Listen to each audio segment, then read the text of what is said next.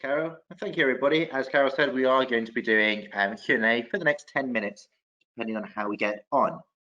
So we do have a question. Someone wants to know where the slides will be distributed. Yes, that's a quick one. Here's one. You talked a lot about having the conversations with individuals, but how do we do it with a team?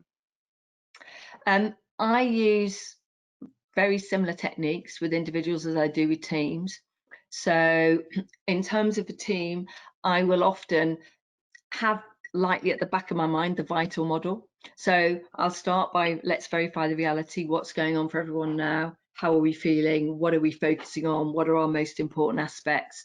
Then I'll talk collectively as a team around ideally where are we all heading, get everyone to share. Especially remember, some people are more introvert preference, so I might actually preempt a team meeting with questions so that people who are more introverted have got a time to think about it and respond and before the meeting. People who are more extrovert are more likely to just jump in a team session and share their thoughts as they come into them.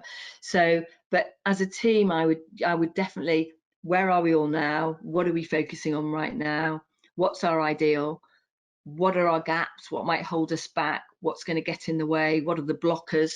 Because often as a team leader, part of our role is helping remove some of those blocks, but everyone sharing what the blocks are and then agreeing actions and clarifying everyone's actions. And then what are we learning? When are we going to review this? So I use that vital model very importantly with teams. Okay, hope that answers that question.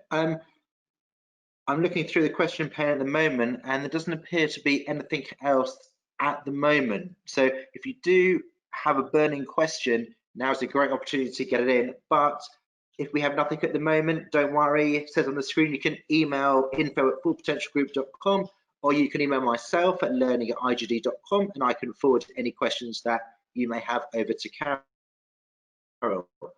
A minute. So Carol, do you have any final words of wisdom before I close the session? I mean, I think every team is different, and right now every team is facing different challenges and different opportunities.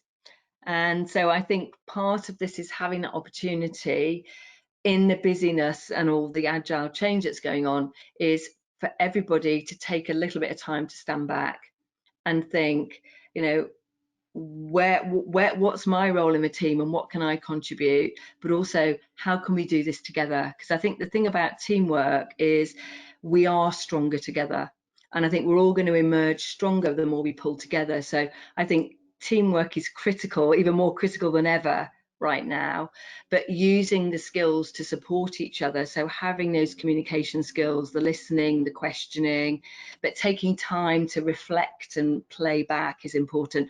But also, you know, there is a lot of exhaustion. I think people are working, some of us longer hours than ever.